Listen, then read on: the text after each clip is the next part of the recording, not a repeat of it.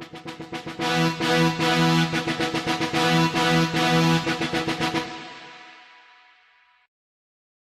heuristic helps people make decisions or process information. Individuals relying on heuristics generally use past experience to make future predictions. For example, because I expect traffic to be heavy if I leave for work at 7:45 a.m., I make a decision to leave for work at 7:30 a.m., 15 minutes earlier when, I have noticed, traffic is much lighter. Such rules of thumb are quick mental shortcuts that enable us to make rapid decisions without pausing to fret over each and every possible alternative. Unfortunately, such decisions are not necessarily accurate. If, for example, a semi-truck accident has at 7:20 a.m. blocked the road I need to take to work, my leaving home at 7:30 a.m. will likely result in my being stuck in traffic. Such accidents are not routine, but they do occur, and they are not predictable by rule-of-thumb decisions. Worse, such thinking can lead one to act based on unreasonable stereotypes or even the profiling of persons encountered.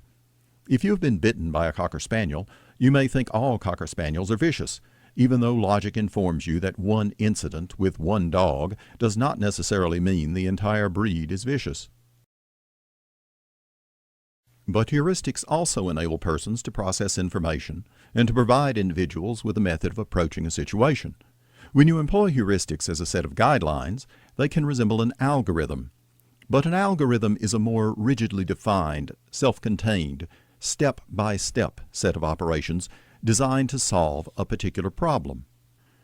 Heuristics do not necessarily solve problems, but they provide a means of approaching situations that may involve problems. Heuristics can be simple or more complex. The do-until-done heuristic model, for example, is quite simple. Aligned with the guess-and-check model, it is also, unfortunately, rather inefficient except with small problems. A more complex model, the journalistic heuristic, also known as the 5 W's and an H, are questions considered essential for the gathering of information. Our defining these questions as the journalistic heuristic indicates that the answers to the question should appear in all news stories, although the questions are valid in numerous other contexts, including the law. These questions also have classical antecedents, such as with Cicero, a noted lawyer in his time, who applied a similar heuristic to cases that came before him.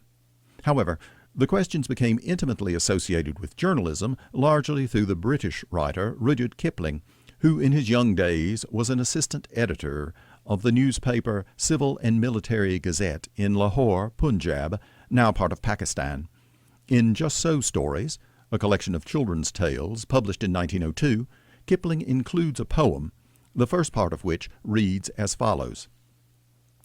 I keep 6 honest serving men, they taught me all I knew. Their names are what, and where, and when, and how, and why, and who. I send them over land and sea, I send them east and west, but after they have worked for me, I give them all a rest. But again, the journalistic heuristic has many applications.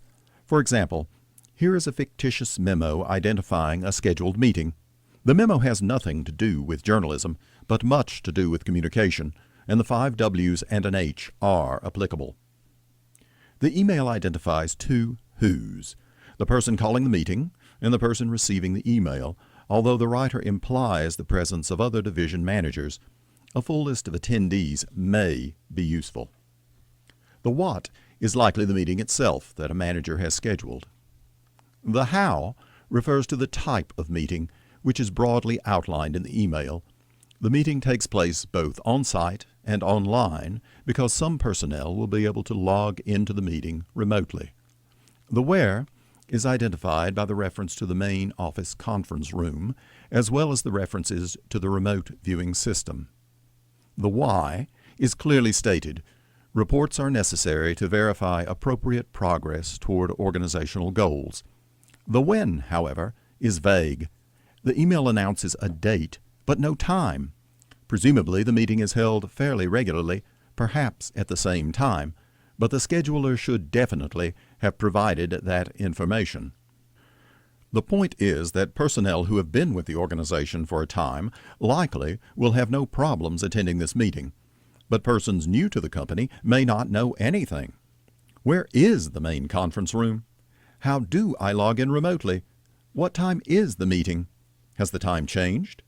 Where in the agenda will I, as a division manager, have my report scheduled? Who else will be present? The Chief Executive Officer? The Chief Financial Officer? Different personnel have different reporting needs, and if I am not sure of my audience, I am not sure of how specific to make my summary. The overall problem with this email is one of familiarity breeding carelessness. Not enough information is provided. As a result, many of the division managers are likely to be on the telephone to the person who scheduled the meeting so that he or she has to repeat more accurate information multiple times. The scheduler may have avoided this redundancy by writing the original email with reference to the journalistic heuristic to make certain of providing all necessary details. Students should not ignore the opportunity they have to create or adapt their own heuristics to all work they encounter. For example, note the following test question on an examination for a course in art history or history.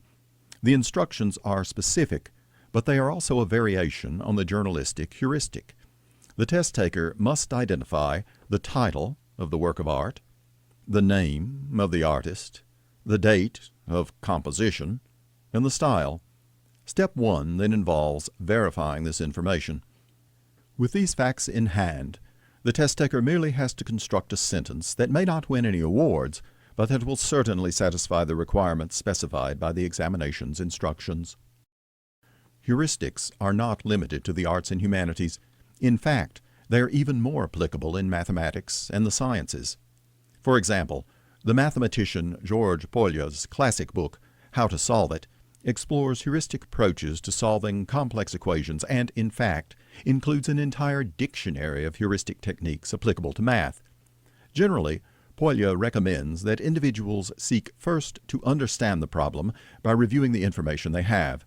Next, problem solvers make a plan for solving the mathematical expression. Third, they carry out the plan. Finally, individuals must look back on their work and try to see if they could have solved it better. Such a retrospective view will additionally make the solving of similar problems in the future much easier. In short, heuristic guidelines are an excellent method of approaching information. They supply useful models. They provide consistency. They enable individuals to explore different situations usefully and to gain information they might not gain if they approach the situation absent any framework. I hope you will seek out, develop, and employ those heuristics valuable to you in your studies and in your work. Thank you.